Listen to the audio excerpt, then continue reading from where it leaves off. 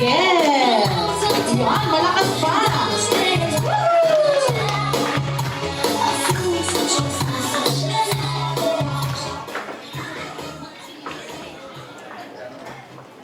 Good afternoon po sa ating lahat, sa mga bisita ng ating kapatid, at sa lahat ng Butal-Butan.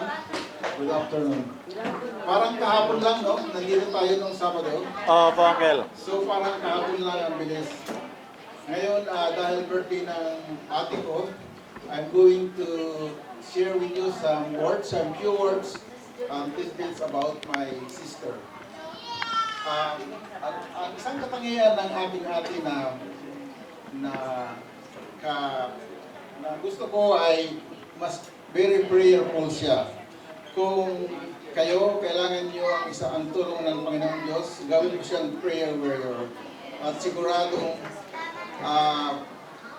makakamit niyo ang inyong hinihiling sa Panginoon Diyos. Si Marampasing, gaya na nasabi ng kuya ko at ng mga pamangkin ko, siya ang unang pumunta dito sa Lucena. Nag-struggle siya at tinulungan kaming lahat, kaming mga nakakabatang kapatid, at kaya para mag-aral at umasenso sa buhay. Kaya hanggang ngayon, hanggang kapuapuhan, naming mga kapatid, nandito kami sa Lucena dahil sa kanya. Si Manang Pasing ay paborito akong kapatid. Totoo po yun. Ang tawag sa akin niya ay Tuto hanggang ngayon. Nagsisilos pa nga yung ibang anak niya dahil noon parang mas mahal pa niya ako.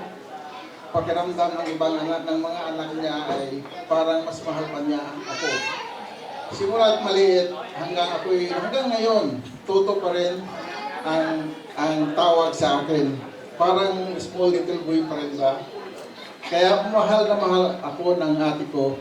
Naalala ko nung ako ay nag-aaral sa Romblon.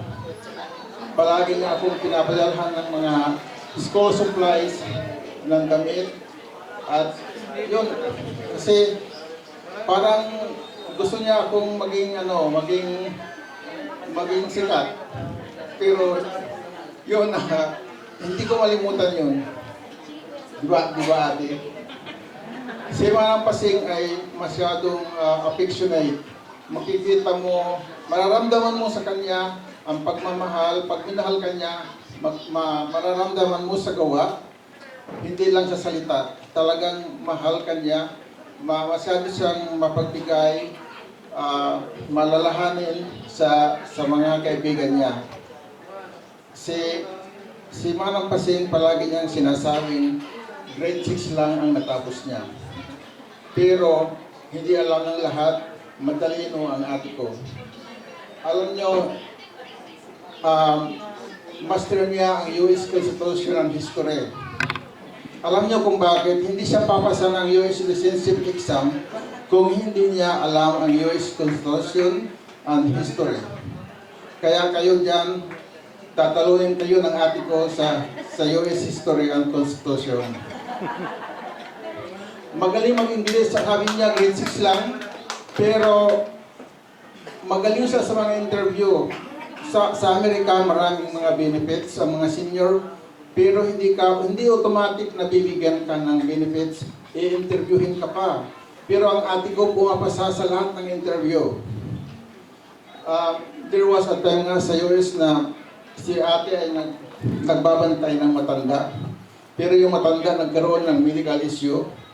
Tumawag siya ng 911. English yun. Islam. Pero sinabi niya yung medical issue ng matanda. In-interview siya.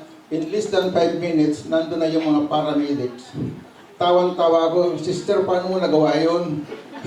Hindi ko kaya yun, sabi ko.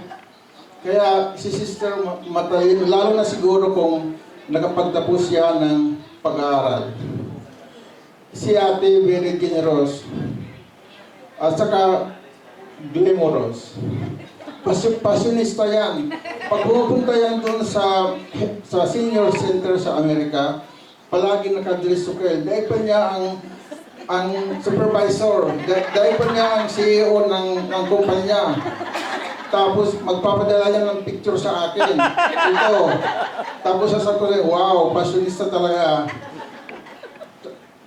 Kompleto alahas yan talaga. Araw-araw, yun ang kanyang paggising. Yun ang looking forward palagi doon sa pagpunta sa senior center sa Amerika. Tapos pagdating doon, sayaw ng sayaw, papadala pa din sa akin sa text. Nakakatuwa siya. Sister, happy birthday. Pasensya kung may mga araw na, may mga pagkakataon, hindi tayo nag-uusap dahil busy, hindi tayo nagtatawagan, hindi kita nabibisita, pero mahal na mahal kita. Yes. Now, let's raise our glass in honor of my sister's 80th birthday. Happy birthday, our sister. Yes.